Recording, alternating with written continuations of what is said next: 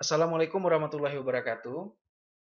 Baiklah, hari ini kita akan mengadakan perkuliahan jarak jauh dan ini merupakan sesi ketiga, di mana dua sesi sebelumnya Anda sudah belajar tentang konsep dasar statistik.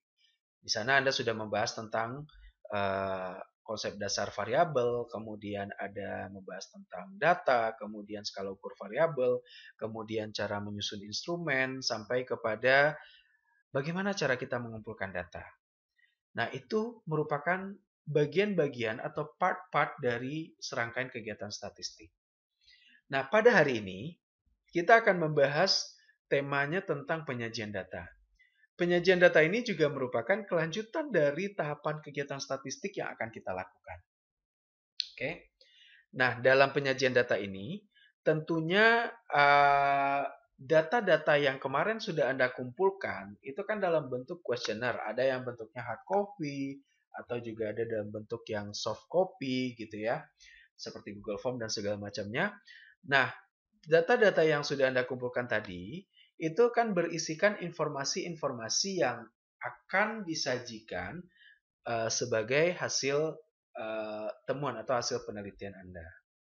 Dan tentunya tidak mungkin kuesioner yang sebanyak itu, misalkan Anda punya sampel ada 200 responden, kemudian Anda akan menyajikan kuesioner itu sebagai hasil penelitian. Tentunya tidak seperti itu. Nah, oleh karena itu, kita harus menyajikan data tersebut, harus menyusun data tersebut dalam bentuk yang lebih sederhana, agar si pengamat atau si pembaca itu bisa memahami dan mengerti apa hasil dari penelitian kita tersebut. Oke, kira-kira gambarannya seperti itu. Nah, penyajian data ini sendiri itu secara garis besar atau secara umum dalam statistik itu ada disajikan dalam tiga bentuk. Yang pertama adalah bentuknya tekstuler atau dalam bentuk teks. Kemudian yang kedua ada yang disebut dengan table presentation atau penyajian data dalam bentuk table. Dan yang ketiga itu ada disebut dengan graphical or diagram presentation atau dalam bentuk diagram atau grafik gitu ya. Nah, sekarang kita akan bahas satu persatu tentang penyajian data ini. Nah, penyajian dalam data yang pertama kita lihat dalam bentuk tulisan atau dalam bentuk tekstuler. Nah, penyajian data dalam bentuk tekstuler ini biasanya itu berisikan gambaran kegiatan yang ditulis dalam bentuk naratif atau dalam bentuk narasi. Biasanya untuk tekstuler ini lebih sering digunakan dalam penelitian yang bersifat kualitatif. Nah, sedangkan dalam penelitian kuantitatif biasanya kita lebih banyak menggunakan bentuknya tabel atau diagram, ya. Oke, sekarang kita lanjut saja ke dalam untuk penyajian data yang selanjutnya yaitu dalam bentuk tabel. Nah, untuk penyajian data dalam bentuk tabel itu merupakan penyajian data yang berupa angka-angka yang disusun secara teratur dalam kolom dan baris. Nah, untuk bentuk tabel sendiri, tabel ini sendiri Anda tentunya sudah sering melihat tabel pastinya. Dari zaman sekolah Anda sudah belajar bagaimana cara membuat tabel. Nah, tabel ini secara prinsip harus bersifat self-explanatory. Ini maksudnya bahwa hanya dengan melihat tabel saja, si pembaca atau si pengamat itu sudah bisa mengetahui atau mendapatkan gambaran tentang hasil informasi hasil dari penelitian yang sudah kita lakukan. Nah, itu dia maksudnya. Jadi hanya dengan melihat tabel, si pembaca itu sudah bisa mengetahui, oh ternyata penelitiannya hasilnya seperti ini gitu loh. Tanpa harus membaca narasi yang panjang. Itu dia maksudnya self-explanatory. Nah, kemudian ketika kita menyusun tabel, ada bagian-bagian pada tabel yang harus kita perhatikan atau yang harus ada dalam sebuah tabel. Nah, yang pertama adalah judul tabel. Itu sudah merupakan sebuah keharusan. Nah, karena tanpa judul, kita juga tidak tahu atau tidak bisa memaknai apa isi dari tabel itu sendiri, ya. Nah, judul tabel ini biasanya berisikan seperti 5W1H. Berisikan apa, siapa, di mana, kapan terjadinya, kira-kira seperti itu. Nah, kemudian ada lagi yang kedua yang harus ada itu adalah nomor tabel. Nah, mungkin kalau Anda pernah melihat sebuah penelitian, nomor urut tabel itu biasanya laporan hasil penelitian ya. Nomor urut tabel itu disesuaikan dengan urutan tabel dalam laporan. Misalkan tabel ini akan kita tempatkan pada bab 3 misalkan. Tabel ini merupakan tabel urutan pertama dalam bab 3 itu. Maka biasanya kita akan tulis dalam apa namanya penomorannya 3.1, biasanya seperti itu. Ya, itu menandakan bahwa tabel ini berada pada bab 3 dan ini merupakan tabel pertama di bab 3 tersebut. Nah, kemudian dalam tabel itu juga bisa disisipkan keterangan atau catatan kaki atau juga bisa disebut dengan footnote. Nah, keterangan ini biasanya menjelaskan hal-hal yang tidak dapat dituliskan secara rinci di dalam tabel. Seperti ada simbol-simbol atau ada singkatan gitu ya. Nah, jadi keterangan-keterangan ini boleh ada, boleh tidak sifatnya. Jadi tergantung kalau memang ternyata dalam tabel yang disajikan itu sudah cukup jelas, tidak perlu ada keterangan, maka tidak perlu ada tambahan footnote atau catatan kaki. Nah, berikutnya itu adalah sumber. Nah, untuk sumber ini sendiri biasanya dituliskan apabila data yang kita ambil itu bukan merupakan data asli dari penelitian kita, tapi kita ambil dari hasil laporan penelitian atau laporan kegiatan dari orang lain yang kita kutip. Nah, kalau data yang kita ambil seperti itu, maka kita wajib mencantumkan sumber aslinya. Oke.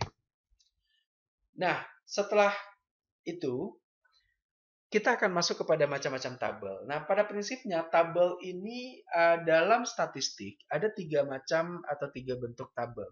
Yang pertama disebut dengan tabel induk atau master tabel. Nah, tabel induk ini biasanya tabel yang menyajikan data dari keseluruhan variabel yang dikumpulkan. Jadi biasanya dia akan misalkan dalam suatu penelitian kita ada memiliki beberapa variabel tentunya, dan tidak mungkin kita hanya meneliti satu variabel saja, tapi pasti ada beberapa variabel yang akan kita ambil atau kita kumpulkan datanya. Nah, pada tabel induk atau pada master tabel ini kita akan menyajikan keseluruhan data dari variabel-variabel yang telah kita kumpulkan tadi. Nah, Anda bisa lihat di sini pada slide bahwa di sini ada tabel induk, ada beberapa variabel, diantaranya ada golongan usia, kemudian ada jenis kelamin, ada pekerjaan, ada pendidikan, dan seterusnya, dan seterusnya.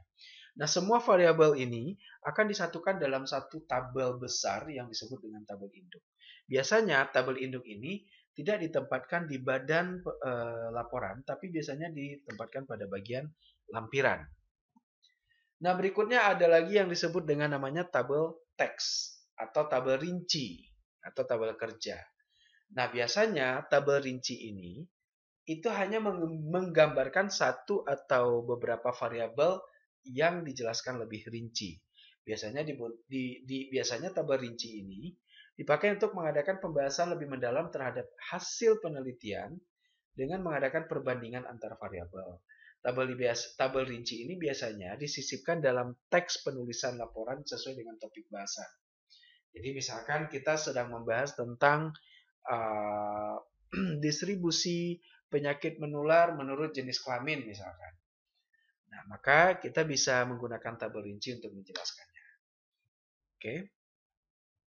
Seperti yang terlihat di slide. Berikutnya ada yang disebut dengan tabel kontingensi. Nah, tabel kontingensi ini merupakan tabel yang disusun berdasarkan banyaknya baris dan kolom. Tabel ini biasa digunakan untuk perhitungan statistik inferensial atau untuk melakukan kegiatan pengujian hipotesis. Tabel ini dapat dinamakan dengan banyaknya baris dan kolom. Seperti kalau yang Anda lihat di contoh, ini merupakan tabel 4 kali 3. Kenapa 4 kali 3? Kita lihat dia ke bawahnya 4, 1 SD, SMP, SMU, dan perguruan tinggi 4. Kemudian ke sampingnya itu 3. Ada kelompok jenis pekerjaannya swasta, kemudian kelompok pekerjaannya PNS, dan kemudian kelompok pekerjaan yang wira swasta. Oke, jadi ini disebut dengan tabel 4x3 atau 3x4 tabelnya. Oke, ini disebut dengan tabel kontingensi. Oke. Nah, untuk tabel itu saja. Selanjutnya kita akan membahas tentang penyajian data dalam bentuk grafik. Penyajian data dalam bentuk grafik pada prinsipnya sama seperti penyajian data dalam bentuk tabel, di mana sifatnya harus self-explanatory. Artinya, grafik yang sudah kita buat harus bisa memberikan penjelasan kepada pembaca mengenai isi dari hasil penelitian yang sudah kita lakukan. Bagian dari grafik diantaranya adalah yang pertama harus ada judul yang menggambarkan isi grafik. Kemudian yang kedua, terdapat garis aksis dan ordinat kecuali untuk pie diagram. Yang ketiga, aksis atau sumbu X merupakan variabel bebas atau variabel independen. Sedangkan ordinat atau sumbu Y merupakan variabel terikat atau variabel dependent. Label di aksis dan ordinat harus jelas, singkat dengan ukuran yang digunakan. Ukuran maksudnya adalah satuan. Berikutnya adalah penggunaan skala. Skala bisa menggunakan skala aritmatik, kemudian juga bisa menggunakan skala logaritmik, atau juga bisa menggunakan skala semilog. Berikutnya, untuk nomor gambar itu juga harus ada tercantum, kemudian dilengkapi dengan footnote, dan juga ada sumber jika memang kita mengutip datanya dari hasil penelitian orang lain. Untuk penentuan grafik sendiri, banyak sekali grafik yang dapat kita gunakan, akan tetapi dalam penggunaan grafik harus mengacu kepada jenis data yang akan kita sajikan. Nah, seperti yang Anda sudah pelajari sebelumnya, bahwa dalam statistik terdapat dua macam variabel atau dua macam data. Yang pertama disebut dengan data numerik, yang kedua adalah data kategorik. Nah, untuk data numerik, grafik yang digunakan ada beberapa, diantaranya yaitu histogram, ada juga frekuensi polygon, kemudian ada ogive, ada box and plot, kemudian ada stem and leaf, ada scatter diagram, dan beberapa grafik yang lainnya. Sedangkan untuk data kategorik, itu juga terdapat grafik yang berupa bar atau batang, di mana yang bar ini juga terdapat single bar, multiple bar, dan subdivided bar.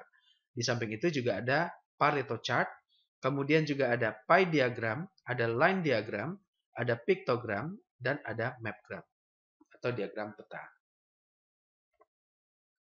Sekarang kita akan kupas satu persatu untuk grafik tersebut. Yang pertama adalah untuk grafik pada data numerik.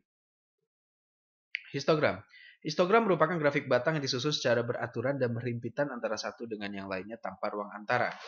Jadi maksudnya, histogram ini merupakan diagram yang berupa susunan batang-batang, di mana setiap batang itu mewakili satu kelas interval. Dan antar batang satu dengan batang yang lainnya itu tidak boleh terdapat jeda atau tidak boleh terdapat ruang antara. Berbeda dengan grafik batang pada data kategorik, itu biasanya antara satu batang dengan batang yang lainnya tersebut terdapat jeda atau ruang antara. Nah, sedangkan pada data kategorik tersebut, satu batang mewakili itu satu kelompok data.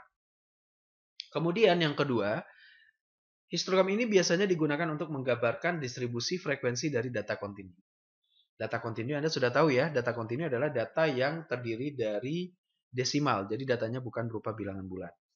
Kemudian jumlah batang merupakan proporsi dari seluruh batang berdasarkan kelas interval. Jadi nanti akan ada terdapat beberapa batang, di mana satu batang itu mewakili satu kelas interval. Jadi kalau seandainya ada 5 batang, berarti terdapat 5 kelas interval. Tinggi batang merupakan frekuensi yang terdapat dalam kelas interval yang bersangkutan. Jadi kalau tinggi batang, itu merupakan berapa frekuensi atau jumlah data dengan nilai yang berada pada area satu kelas interval. Nanti akan kita lihat lebih jelas pada saat pemberian contoh.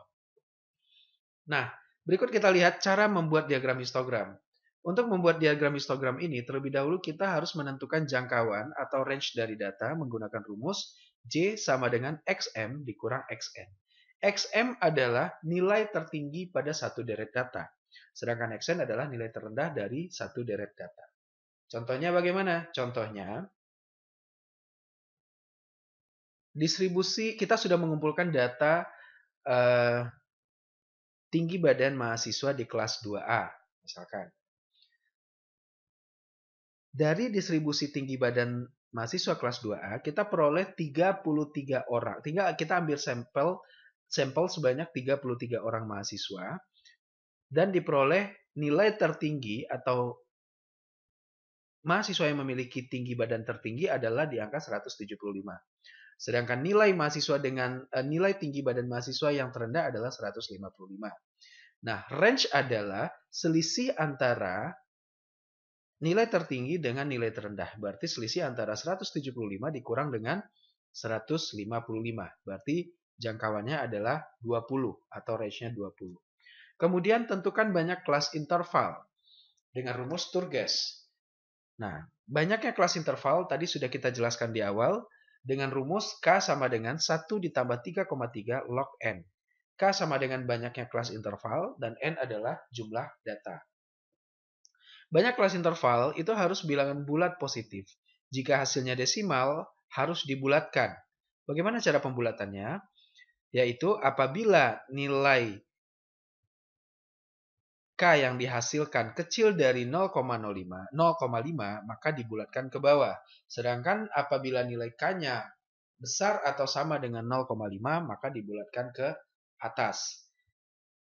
Jadi misalkan dari hasil perhitungan diperoleh nilai kelas intervalnya 6,2. Maka itu kan lebih kecil dari 0,5. Maka jadikan 6. Kira-kira seperti itu. Selanjutnya tentukan panjang kelas interval dengan rumus I sama dengan J dibagi K. J tadi adalah jangkauan atau range, kemudian K adalah banyaknya kelas interval. Hasil dari I jika terdapat desimal, maka kita bulatkan ke atas. Selanjutnya adalah buatlah tabel distribusi frekuensi. Nanti kita akan lihat pada contoh. Tentukan batas untuk setiap kelas interval. Batas tepi bawah, kemudian batas tepi atas. Nah, untuk penentuan batas kelas interval, batas tepi bawah itu nilai terendah dari kelas interval dikurangi setengah satuan pengukuran. Misalkan tadi nilai terendah dalam kelas interval tadi berapa? Itu kan 155. Maka untuk batas tepi bawahnya 155 dikurangi dengan 0,5 sehingga menjadi 154,5. Batas tepi atas. Tepi atas ini merupakan nilai tertinggi dalam satu kelas interval ditambah dengan setengah satuan pengukuran. Kita asumsikan misalkan range lebarnya kelas interval, besarnya satu kelas interval itu adalah di 5. Berarti kalau tadi batas tepi bawahnya 155 data terendahnya, maka kita hitung dari 155, kita hitung sebanyak 5, kemudian kita tambahkan dengan setengah satuan pengukuran atau 0,5. Jadi tadi 155 kita hitung 155, 156, 157, 158, 159. Berarti batas tepi atasnya adalah 159,5. Langkah selanjutnya yaitu hitung frekuensi dari setiap kelas interval sesuai dengan tepi atas dan tepi bawah masing-masing kelas interval. Nah, ini maksudnya setelah kita menentukan batas tepi bawah dan batas tepi atas dalam satu kelas interval, maka kita lihat ada berapa nilai tinggi badan mahasiswa yang berada pada area 154,5 sampai dengan 159,5.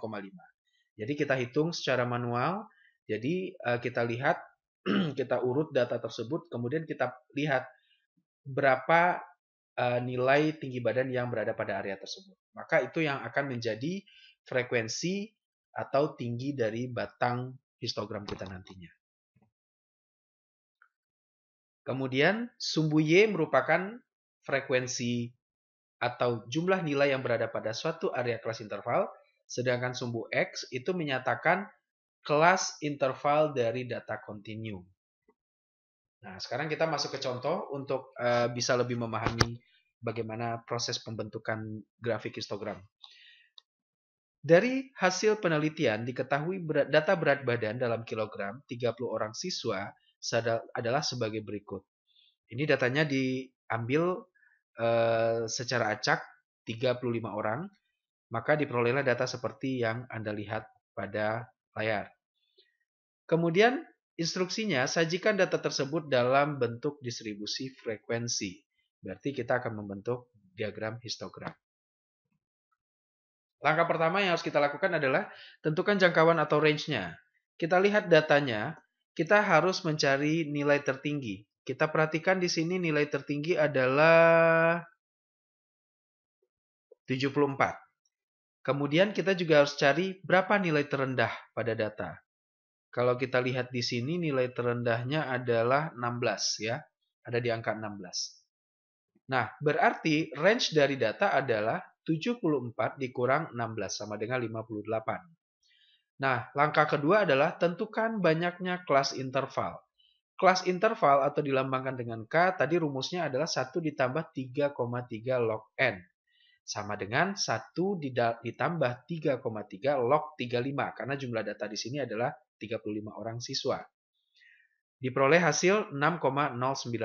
Anda melakukan perhitungan ini bisa menggunakan kalkulator statistik. Maka hasilnya bisa dibulatkan menjadi 6 karena nilai desimalnya kecil dari 0,5. Langkah selanjutnya, tentukan panjang kelas interval. Panjang kelas interval itu merupakan jangkauan dibagi dengan banyaknya kelas interval. Berarti tadi jangkauannya adalah 58, kemudian banyaknya kelas interval itu adalah 6, kemudian kita bagi menjadi hasilnya 9,67. Nah, karena hasilnya desimal, maka ini dibulatkan menjadi 10. Langkah keempat, hitung frekuensi dari masing-masing kelas interval. Perhitungan frekuensi dimulai dari nilai yang berada pada batas tepi bawah sampai dengan batas tepi atas dalam suatu kelas interval. Nah, di sini kita bisa lihat tabel distribusi frekuensinya. Di sini Anda bisa perhatikan nilai terendah kan itu 16 ya. Kemudian tadi kan panjang kelas interval kita sudah dapat 10. Berarti dari 16 kita hitung 10. Berarti 16, 17, 18, 19, 20, 21, 22, 23, 24, dan 25. Itu adalah 10 panjangnya. Nah, kemudian kita tentukan batas tepi atas dan batas tepi bawahnya. Batas tepi bawah, tadi rumusnya adalah nilai terendah pada satu kelas interval dikurang dengan 0,5. Sehingga kita peroleh dalam kasus ini 15,5. Kemudian batas tepi atasnya adalah tadi nilai tertinggi pada satu kelas interval di kelas interval pertama adalah 25. Maka nilai tertinggi ini ditambah dengan setengah satuan, berarti ditambah dengan 0,5. Sehingga kita peroleh hasilnya 25,5. Kemudian baru kita lihat ada berapa nilai berat badan mahasiswa yang berada pada area 15,5 sampai dengan 25,5. Sekarang kita lihat. Ada yang pertama 1,16. Kemudian kita lihat lagi 21. Kemudian kita lihat lagi ada 25. Berarti di sini ada 3. Ada 3, maka frekuensinya menjadi 3. Kita lakukan step ini atau langkah ini hingga keseluruhan kelas interval terpenuhi.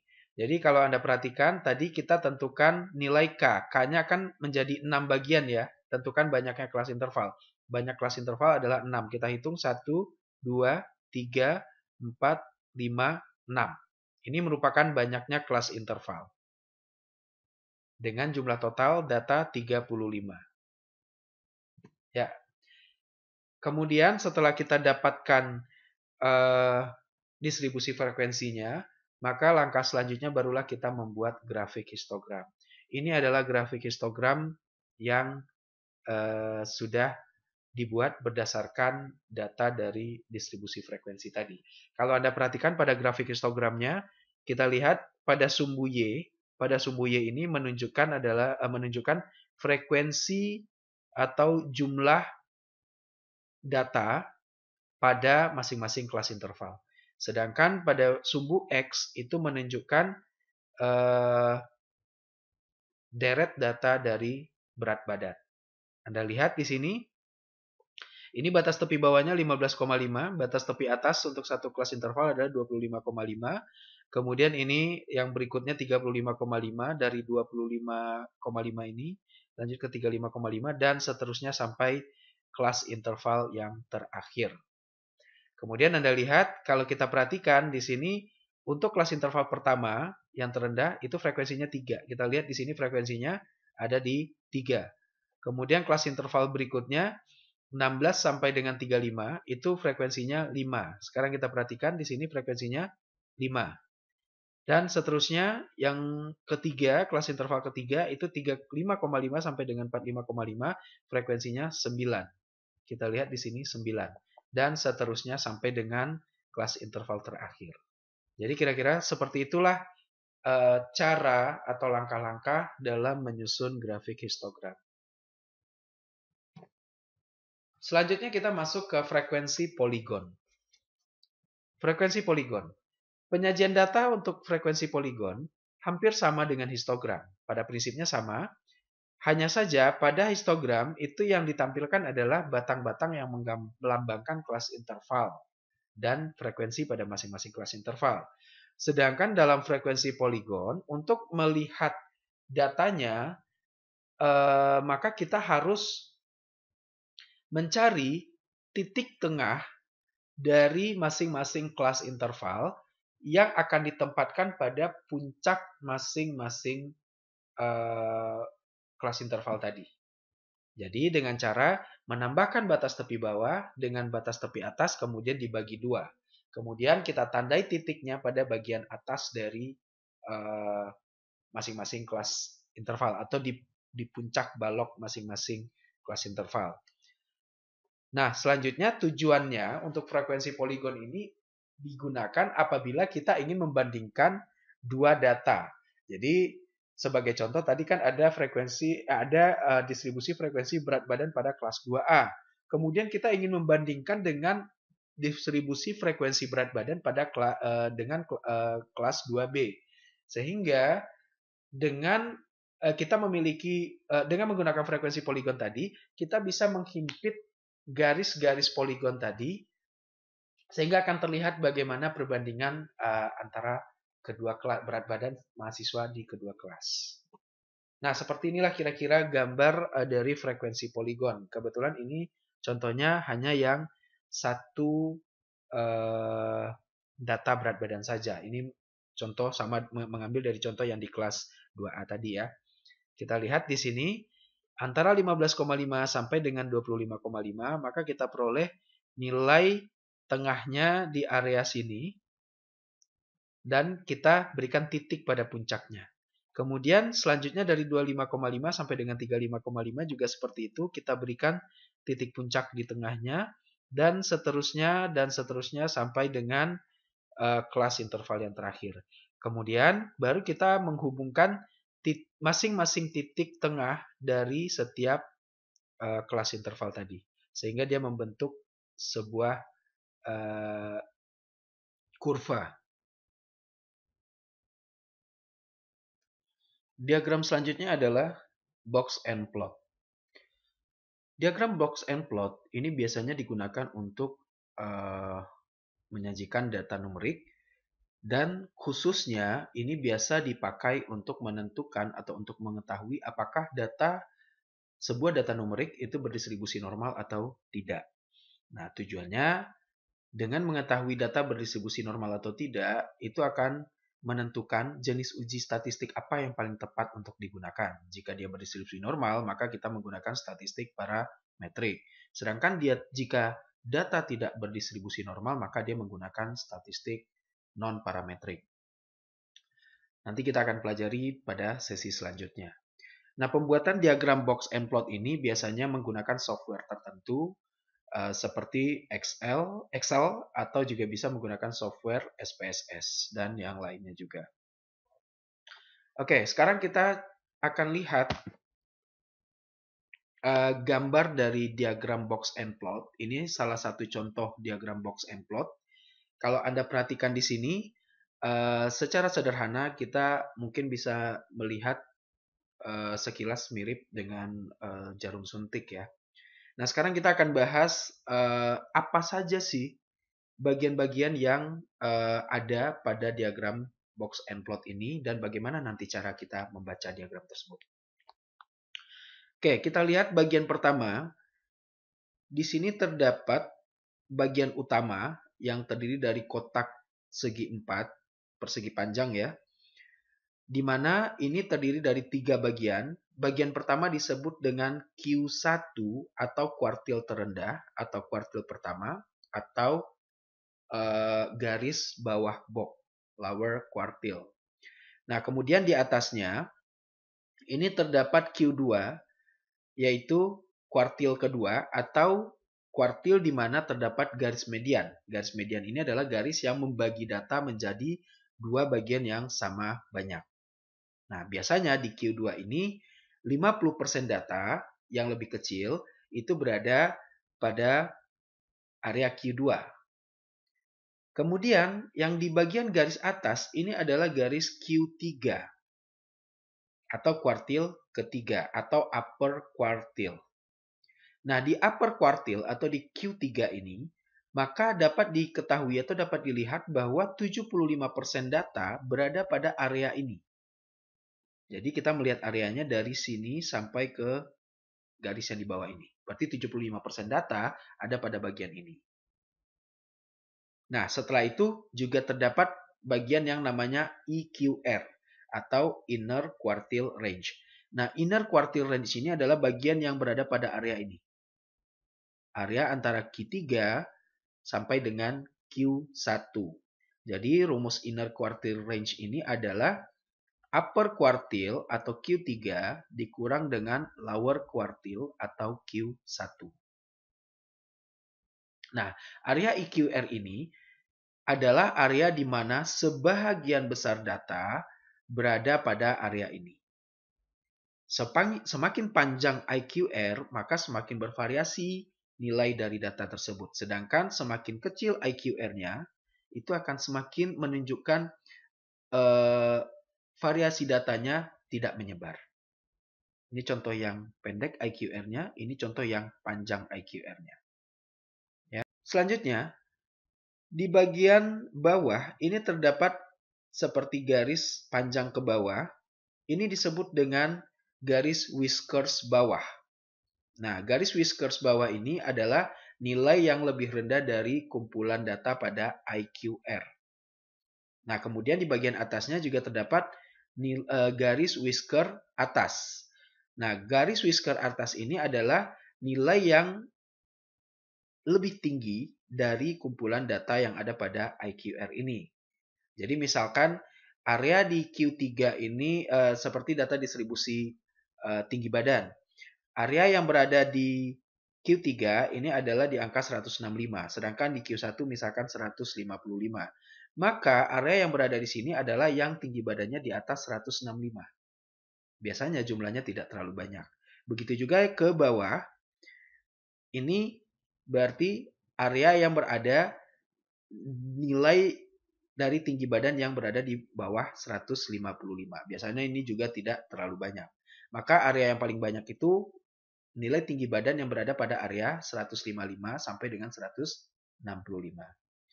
Berapa panjang dari garis whisker bawah dan whisker atas ini? Panjang maksimalnya dari garis whisker ini adalah satu kecil atau sama dengan 1,5 kali panjang EQR. Ini panjang maksimal ya. Panjang maksimalnya dari garis whisker ini, baik whisker atas maupun whisker bawah, itu adalah 1,5 kali dari garis EQR. Untuk perhitungan garisnya, untuk yang whiskers bawah, itu dimulai dari Q1, ini, kemudian kita kalikan 1,5 kali EQR. Sedangkan untuk perhitungan di whiskers atas itu adalah dimulai dari Q3 dikali sampai dengan 1,5 kali IQR. Ini batas maksimal tapi bisa lebih kecil dari 1,5 kali IQR-nya. Untuk perhitungan garisnya, untuk yang whiskers bawah, itu dimulai dari Q1, ini, kemudian kita kalikan 1,5 kali IQR. Sedangkan untuk perhitungan di whiskers atas, itu adalah dimulai dari Q3 dikali sampai dengan 1,5 kali IQR. Ini batas maksimal tapi bisa lebih kecil dari 1,5 kali IQR-nya. Terkadang dalam proses pengumpulan data, bisa saja kita mendapati data yang memiliki jarak yang sangat jauh, yang memiliki jarak nilai yang sangat jauh dari nilai data-data yang lainnya. Biasanya data-data ini akan berada di luar batas garis whisker. Nah, data tersebut itu bisa disebut dengan data outlier, di mana nilainya adalah nilai outlier. Biasanya disimbolkan dengan lingkaran. Kebetulan di diagram ini tidak muncul datanya. Nah, untuk data outlier ini biasanya berada pada area sebelum yang tanda bintang. Jadi biasanya sebelum tanda bintang akan ada lingkaran kalau memang ada data yang memiliki nilai di luar dari garis whisker. Nah, berapa jarak batas dari nilai outlier itu? Batas nilainya adalah berada di antara batas garis whisker. Kalau untuk yang outlier atas, batas garis whisker atas ini ditarik 1,5 kali ke atasnya. Itu adalah batas dari nilai outlier. Jadi kalau sederhananya seperti itu. Kemudian kalau untuk whiskers outlier di bawah, outlier yang nilainya rendah, itu juga sama. Jadi dari batas whisker paling bawah, kemudian ditarik 1,5 kali ke bawahnya. Itu akan menjadi area di mana termasuk ke dalam nilai outlier. Kalau dibuatkan dengan rumus,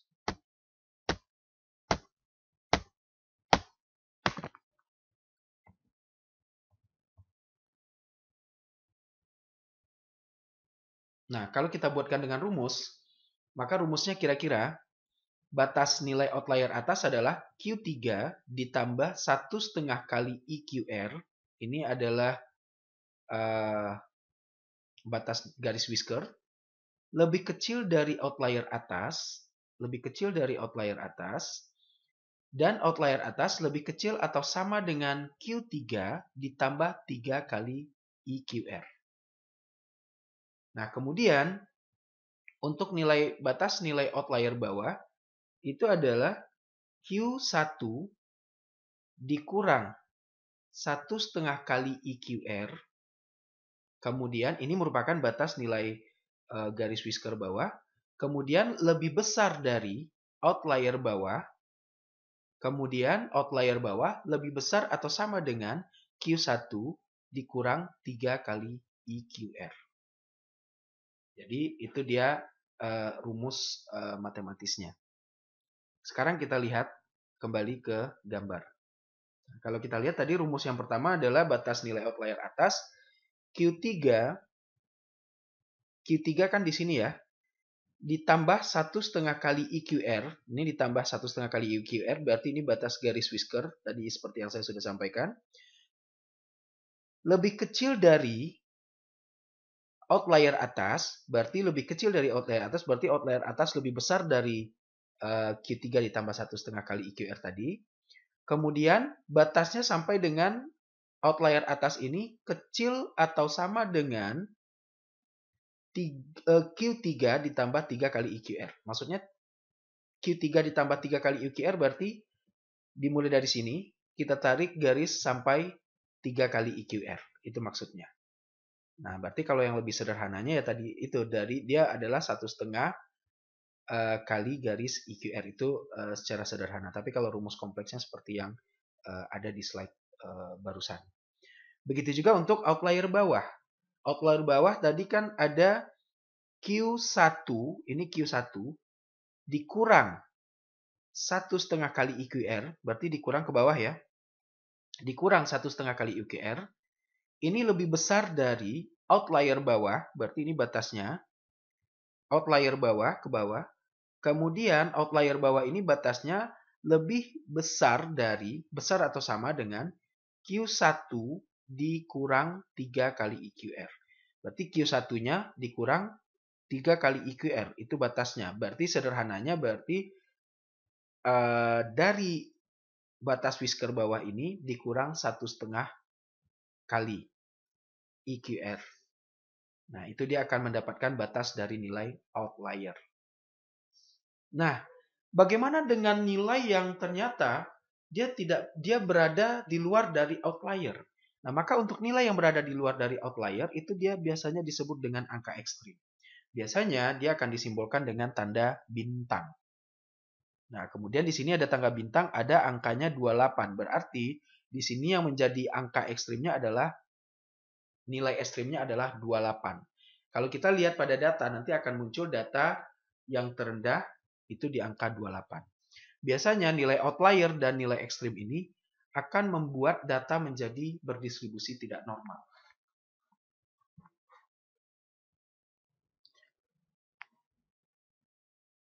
Bagaimana cara membaca diagram box and plot ini?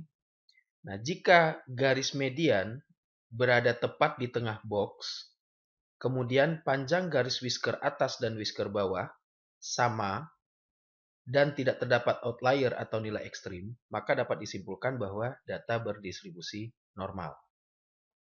Kemudian, jika median tidak tepat berada di tengah box, dan salah satu whisker lebih panjang daripada yang lainnya, maka dapat dikatakan data tidak berdistribusi normal atau menceng.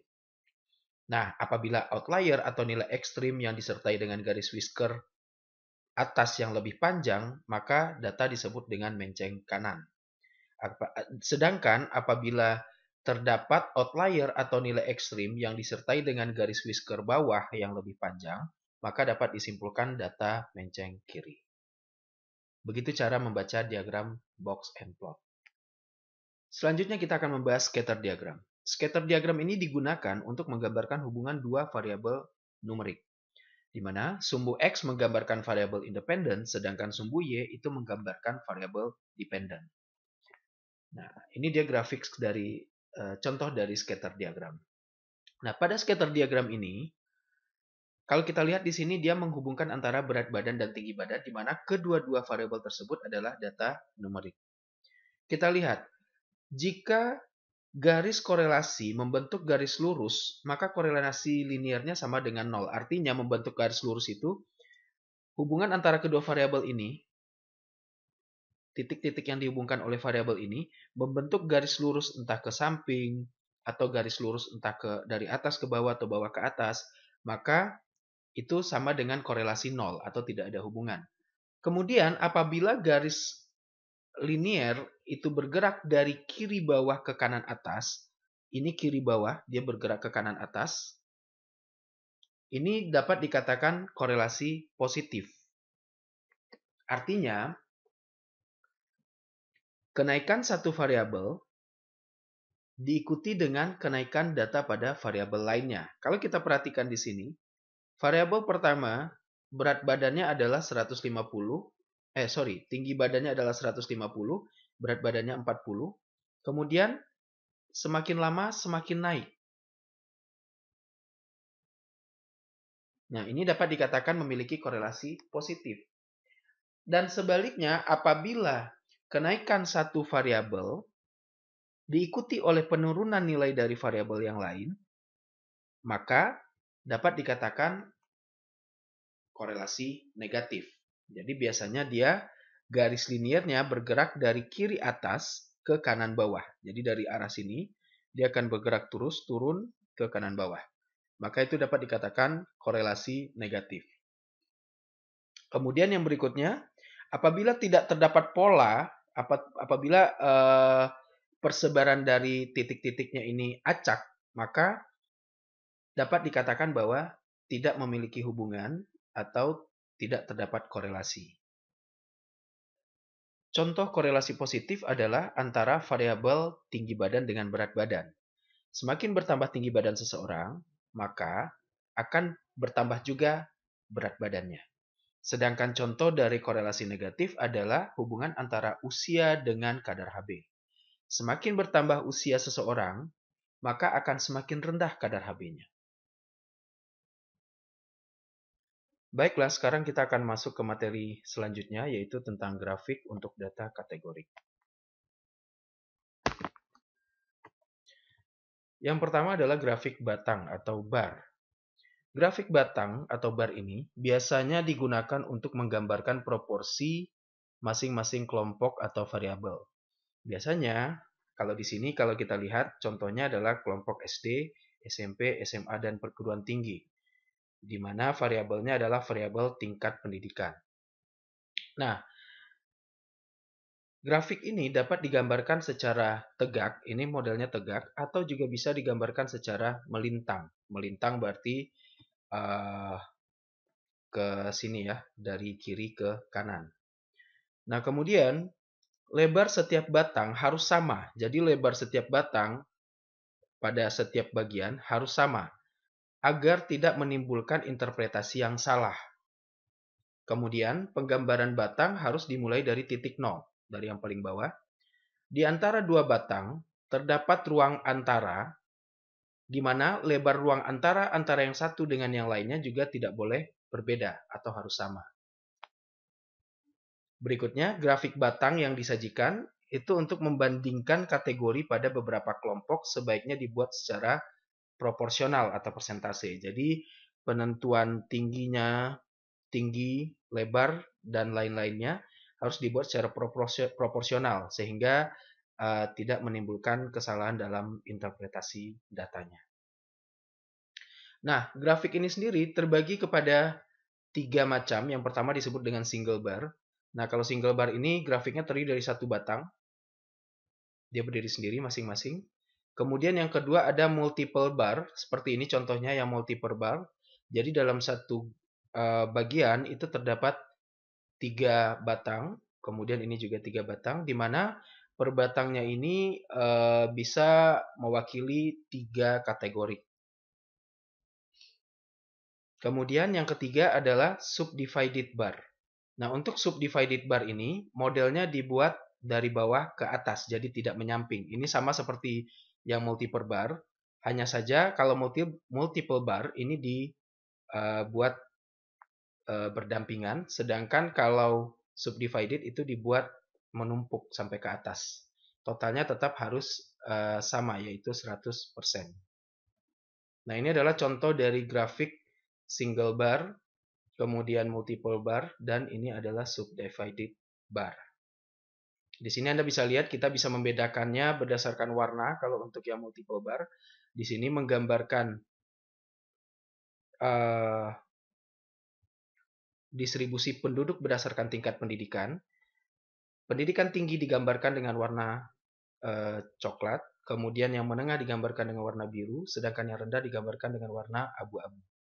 Ini untuk membedakan maksud dari masing-masing batang tersebut.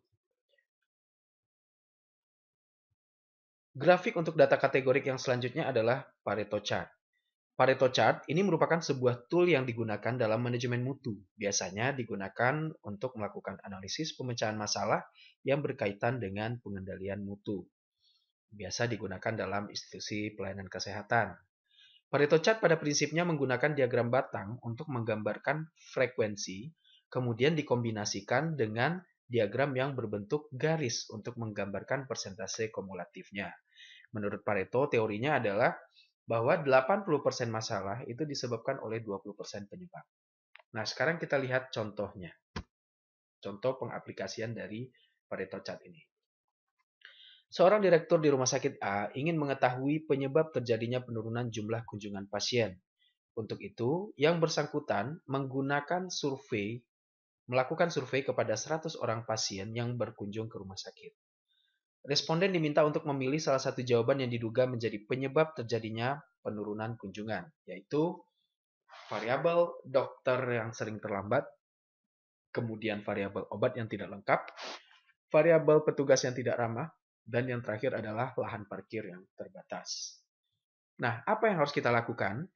Dalam membuat Pareto chart ini, terlebih dahulu kita harus mengumpulkan data terlebih dahulu dari masing-masing variabel yang ingin kita buatkan grafiknya. Setelah kita peroleh data dalam bentuk proporsi, selanjutnya kita lakukan pembuatan tabel distribusi frekuensi dari datanya. Nah, kalau kita lihat di sini, ada tabel distribusi frekuensi. Untuk jawaban dokter sering terlambat, itu frekuensinya ada 50 orang responden yang menjawab dokter sering terlambat dengan persentase 50% dan persentase kumulatif 50%. Kemudian obat tidak lengkap, yang menjawab responden yang menjawab bahwa yang menyebabkan dia tidak ingin kembali berobat ke rumah sakit adalah karena obat yang tidak lengkap. Nah, ini kalau kita persentasekan itu menjadi 30%, sedangkan kumulatifnya menjadi 80% karena berasal dari 50% ditambah dengan 30%, sehingga menjadi 80%. Nah, selanjutnya, petugas yang tidak ramah, terdapat 15 orang responden yang menjawab bahwa dia tidak ingin berobat ke sini, ke rumah sakit ini lagi karena petugas yang tidak ramah. Persentasenya menjadi 15%, sedangkan persentase kumulatif menjadi 95%. Dan yang terakhir adalah lahan parkir yang terbatas. Dengan frekuensi 5%, kemudian kita persentasekan menjadi 5%, dan persentase kumulatifnya menjadi total 100%. Sekarang setelah kita membuat tabel distribusi frekuensi, kemudian kita lanjutkan ke membuat tabel diagram Paretonya. Nah, ini adalah contoh diagram Pareto dari tabel yang sudah kita susun tadi. Kita lihat di sini, untuk bagian yang persentase, ini menggambarkan persentase pada masing-masing kelompok atau kategori. Dokter yang terlambat ada 50%, kemudian obat yang tidak lengkap itu ada 30%, kemudian petugas yang tidak ramah 15%, dan yang terakhir parkir yang tidak memadai ada sebesar 5%. Sedangkan untuk menggambarkan frekuensi kumulatif, kita menggunakan garis yang ke atas. Karena garis ini berasal dari titik-titik yang dihubungkan oleh masing-masing balok. Bagaimana cara menentukan garisnya? Kita lihat di sini tadi, persentase kumulatif yang pertama, dokter sering terlambat adalah 50%. Berarti kita tempatkan titiknya di titik awal di 50. Kemudian yang kedua, obat yang tidak lengkap ini berada di area 80%. Persentase kumulatifnya adalah 80%. Maka kita di bagian obat, kita tarik ke atas, cari titik yang ke 80. Sehingga kita mendapatkan persentase kumulatif yang 80%. Begitu seterusnya, petugas yang tidak ramah, dengan adanya penambahan petugas yang tidak ramah, persentase kumulatif berubah menjadi 95%. Maka di bagian petugas yang tidak ramah, baloknya kita tarik ke atas, kita lihat sampai ke 95%, kemudian kita tandai dengan titik. Dan yang terakhir, lahan parkir terbatas ini menyebabkan persentase kumulatif menjadi 100%, sehingga kita di sini tulis 100%. Artinya, kalau kita lihat dari diagram ini, terlihat bahwa akumulasi dari keseluruhan masalah ini, dokter, obat, petugas, parkir, ini menimbulkan 100% masalah. Ini menimbulkan 100% masalah. Gabungan dari keseluruhan permasalahan ini. Nah, kalau kita perhatikan, masalah mana yang paling besar di antara keempat permasalahan ini?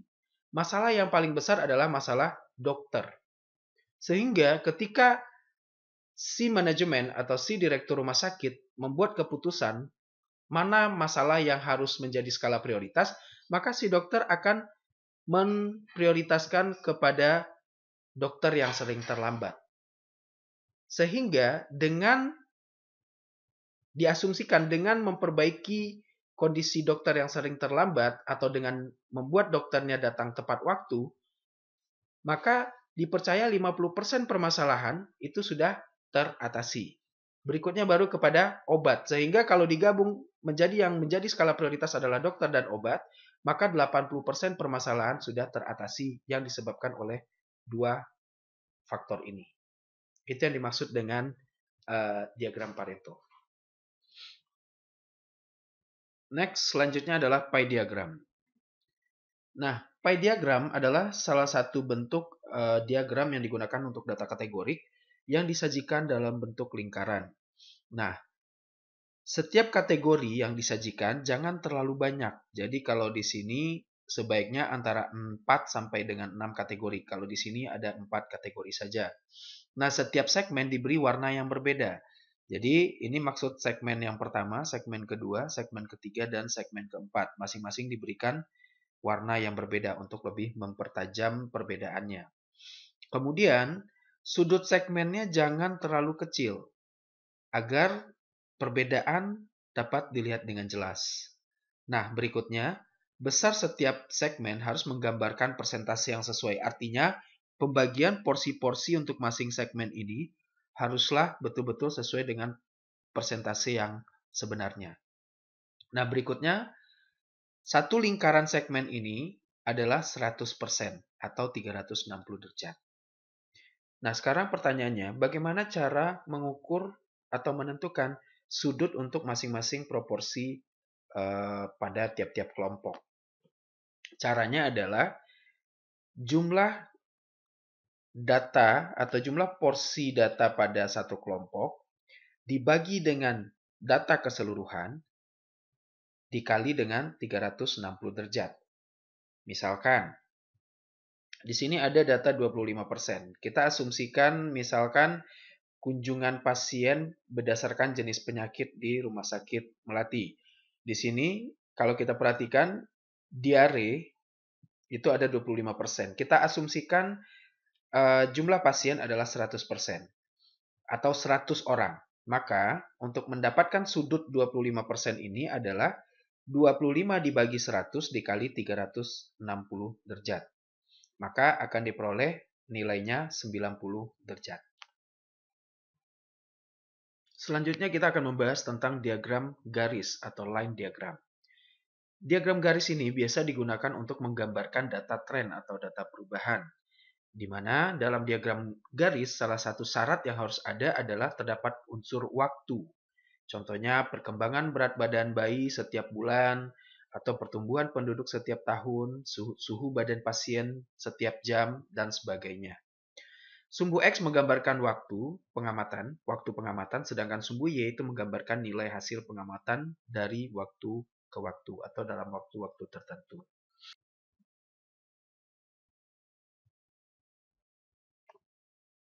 Ini adalah contoh dari diagram garis. Anda bisa lihat di sini, ini adalah angka kematian ibu dan kemudian juga ada angka kematian bayi. Kalau kita lihat pada sumbu X, di sini terlihat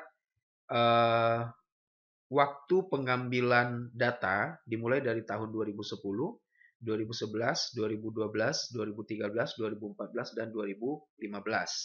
Sedangkan pada sumbu Y kita dapat lihat ini adalah jumlah angka kematian. Jumlah angka kematian atau jumlah kejadian.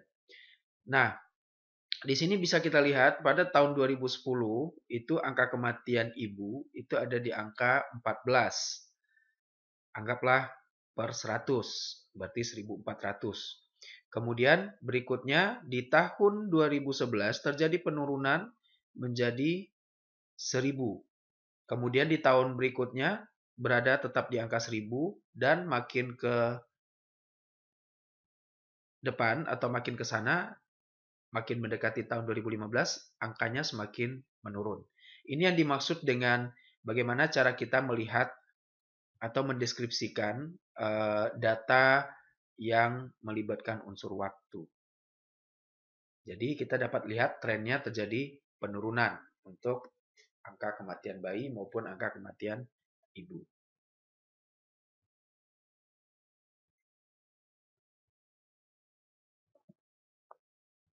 Piktogram. Piktogram adalah sebuah diagram yang digambar sesuai dengan objeknya.